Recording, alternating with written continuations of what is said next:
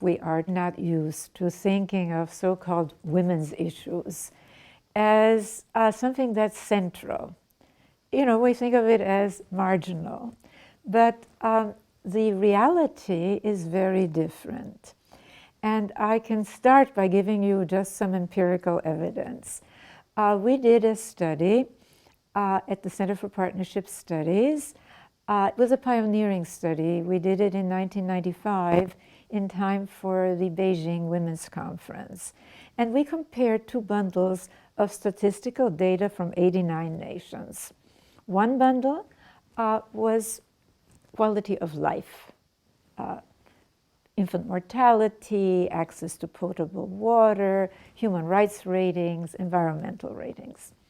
The other bundle, and of course there was a little overlap, consisted of measures of women's status. And what we found is that in significant respects, the status of women can be a better predictor of general quality of life in a nation than GDP.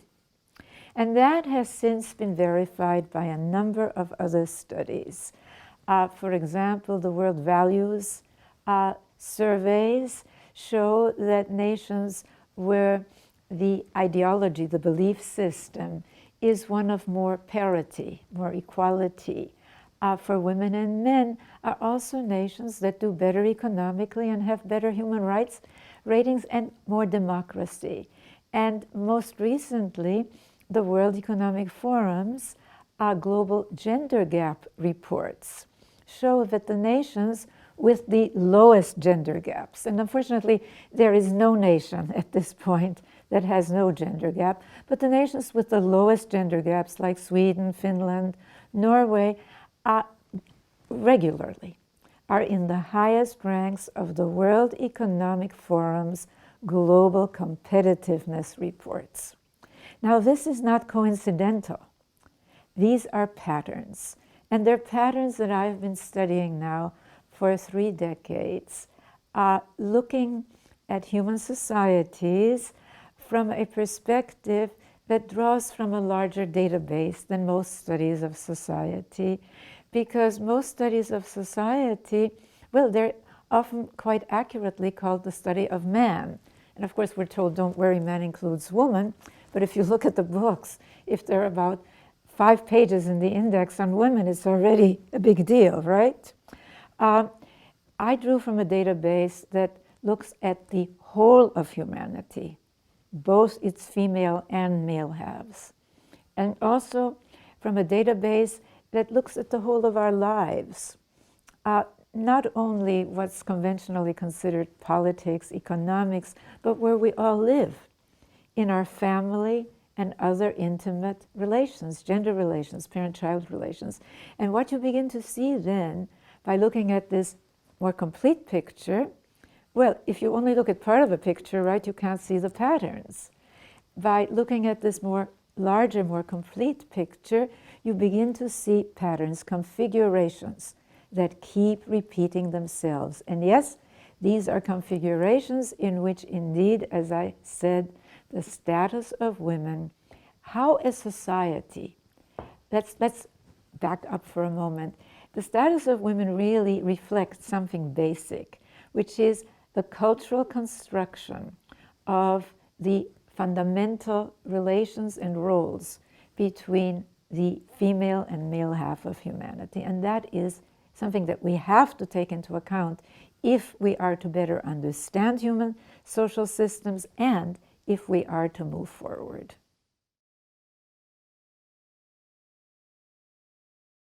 GDP, gross domestic product, or GNP, gross national product, really only measures goods and services that change hands in a certain period of time.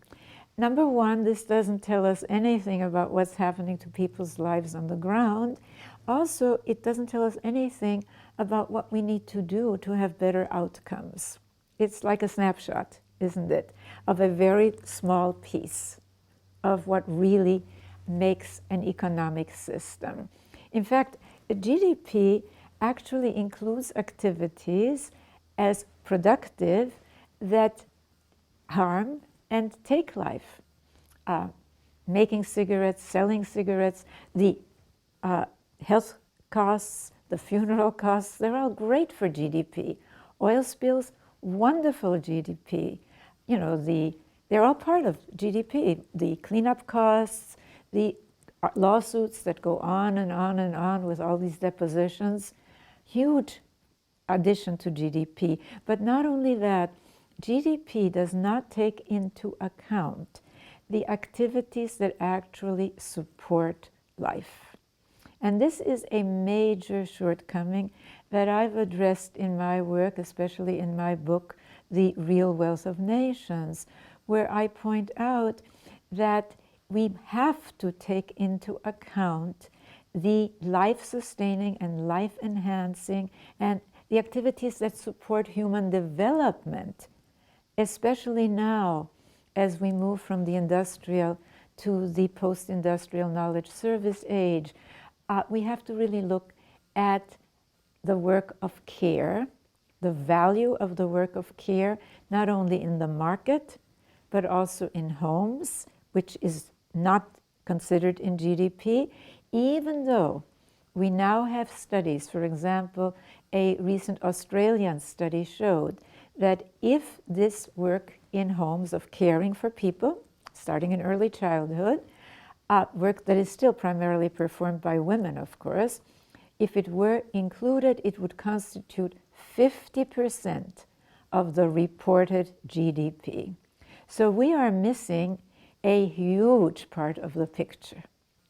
And this is why we at the Center for Partnership Studies have developed a new set of indicators that we call social wealth economic indicators. And they consist of two kinds of indicators. One, human capacity measures, and the other one is investment in care work, in the work of caring for people, in early childhood education, support for policies such as paid parental leave, all the things that are essential for economic success in our post-industrial knowledge service age, when economists never tire of telling us that the most important capital is what they call high-quality human capital. That is not just produced in universities. Neuroscience tells us that the quality of care and education that children receive early on is the most critical component. And SWAY's social wealth economic indicators are unique in measuring that, comparing where the United States stands with other developed nations, which is abysmal. I mean, we invest less than half of what other developed nations do in family support. We invest less than half than other developed nations do in early childhood education. And not surprisingly, of course, we have the highest poverty rates. So these are matters we have to really take into account if we are to have not only a more successful economy, but a more equitable and, yes, caring economy. One of the important things, if we are to move forward, is really leaving behind the conventional categories. You know, a colleague of mine, right, left, religious, secular, Eastern, Western, Northern, Southern, capitalist, socialist, she calls them weapons of mass distraction. Why? Because they fragment our consciousness. None of them, of course, they all describe specific things, about a system, but none of them really describe how the various key pieces of the system interconnect.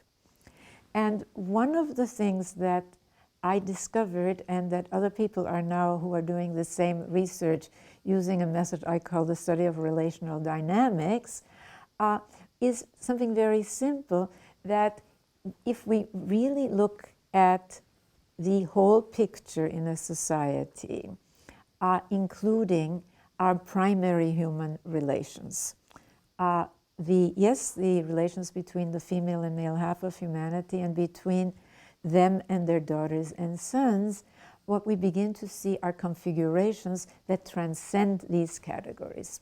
I called one the domination system and one the partnership system because there were no words really to describe them. And what's so very, very interesting, of course, is that if we look at the most regressive regimes of modern times, very different, Nazi Germany, Khomeini's Iran, the Taliban of Afghanistan, Idi Amin's Uganda, Stalin's former Soviet Union, there are many differences, but they all have this core configuration of, and this is very, very important, of an authoritarian top-down structure in both the family and the state or tribe. They both, all of them, the second component there is that they all have a high degree of built-in and even idealized violence, all the way from child and wife beating to pogroms, to lynchings, to aggressive warfare, to terrorism. And third, all of them really have the rigid ranking of one half of humanity, the male half of humanity, over the female half, and with it, the devaluation of anything stereotypically associated with the soft, the feminine, like caring, nonviolence, etc. Now, once we look at this, then we can look at every one of our institutions from a different perspective. Economics. We can see, for example, that both are major economic theories, capitalist theory and socialist theory. First of all, they came out of industrial times, and we're now in the post-industrial knowledge service age. So on that count alone, they'd be antiquated, but even more important, they came out of times that oriented more to the domination side of this partnership domination continuum. So what do we see? We see that for both Smith and Marx, the work of caring for nature just wasn't part of their radar. It wasn't on their radar. Nature was there to be exploited, period. As for caring for people, this so-called women's work, in homes, which we today know is actually the essential work for human development, for them that was just, quote, reproductive, and not what they were interested in, which is, quote, productive work. So we really have to leave behind a lot of the old thinking and realize that there is a better alternative, but that it doesn't happen to be between the old categories like capitalism and socialism, or right versus left, or religious versus secular, or Eastern versus Western. I mean, you can have terrible regimes in all of these categories. I mean, it's so obvious, isn't it? But we've been so conditioned, haven't we, to think that way.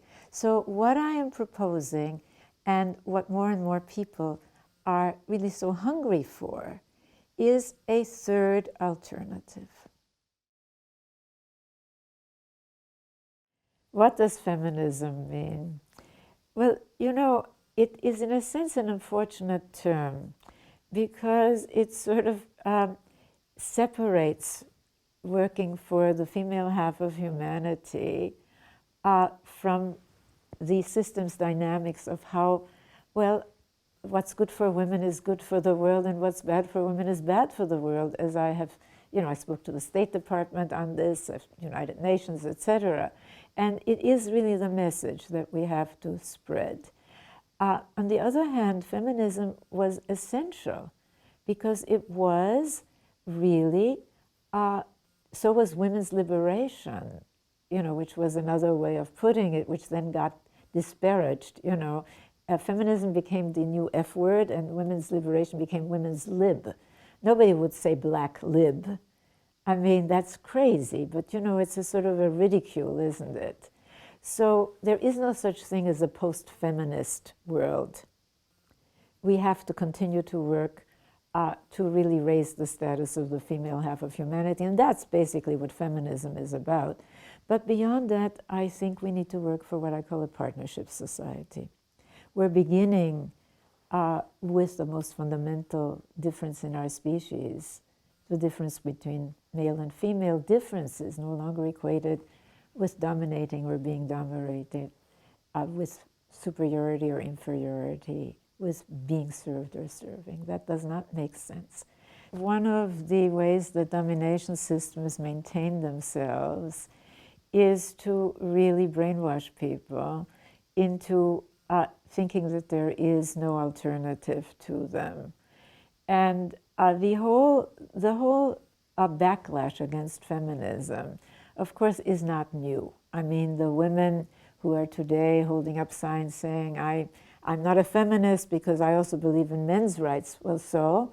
I mean, nobody ever said that men shouldn't have rights, but they certainly don't have the right to beat a woman or to rape a woman or to have a better job just because they're men, and to keep women out of that job.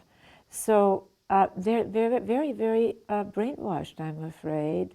But that's to be expected, really, because the people who feel powerless very often identify with the very system that keeps them in that position. But our job is to sort of very patiently explain to these young women, many of whom actually have professional jobs, that just about 30 years ago, if it hadn't been for feminism, they wouldn't be where they are today. And if it hadn't been for feminism, say about 70 years ago or 100 years ago, they wouldn't even be able to go to a university. And if it hadn't been for feminism, they could not administer somebody's estate, because that was supposed to be only a male province. They could not get into a law school or a medical school. I mean, that was just completely off bounds. The problem is this: we are not taught women's history. We're taught Women's History Month. Just, well, the kids get it. It's not part of the main event. It's just a marginal ancillary issue. That's why in the book that I wrote on education, Tomorrow's Children, it's a very gender-balanced curriculum, and that's what we have to work for. And I don't have any illusions that it'll happen tomorrow. On the other hand, that book is there, and it has some very, very useful resources for just that. But I think that the notion that this is a post-feminist age and that it's somehow not the, shall we say, acceptable thing to be a feminist is absolute nonsense. When I focus attention on how gender roles and relations are constructed as key to both understanding and changing social systems, part of the reason for that is that these systems, of course, have been historically disastrous in many ways for most women, but they've also been pretty disastrous for most men. To begin with, men have historically had to give their lives, their bodies, because some guy on top wanted more real estate. I mean, that is part of domination history throughout all of recorded history. But also, men have to suppress part of their humanity. It isn't their quote feminine. I mean, we can call it that. But it's part of their humanity, their capacity for empathy, for caring. Really, it's just as bad as having women suppress so much of their capacities, for assertiveness. I mean, if a woman is assertive, she's a ball breaker, she's terrible. But there's so many ways. Even when men are on the top of the heap, be it in a state or in a tribe, they're constantly insecure because there's some other guy coming to displace them. I mean, the whole system is a mess. Now, some ranking, some hierarchy I've made that very, very clear, is part of all social systems. But really, a hierarchy of domination where you disempower others, as contrasted to what's characteristic of hierarchies in more partnership-oriented systems, which is a hierarchy of actualization, where you use power to empower both yourself and others so that you can really realize your highest possibilities. That's just lousy for everybody, including men.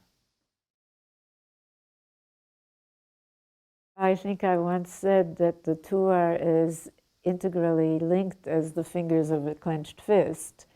I think that we make a big mistake to not look into history and to see that in the most regressive and repressive and violent regimes of modern times, there's always been this regression to, quote, real masculinity and to a very punitive family. I mean, Nazi Germany is a good example. It was already a pretty punitive family. It was beginning to move away from that. And then with Hitler, of course, you know, it became again the ideal. With fundamentalism, it's the same thing. It's not coincidental that these people who believe that, you know, a man should have absolute power in his home also believe in holy wars. You know, whether they're Eastern or Western, they're connected. It's okay, it's even moral to use violence to impose your will on others. And that's the message that especially little boys get in domination families. And it's a lethal message. Now, having said this, the shift, and I always emphasize this, the shift to a partnership system has to be global. We can't, I mean, to talk about unilateral disarmament is absolute suicide. I mean, it's lunatic in a world where so many cultures still orient much more to the domination side, say, than the United States, which in many ways, in its foreign policy, in many ways, of course, is a domination policy. But on the other hand, human rights, democracy, in the real sense of some opportunity for people. We're now going, you know, these have been Western ideals.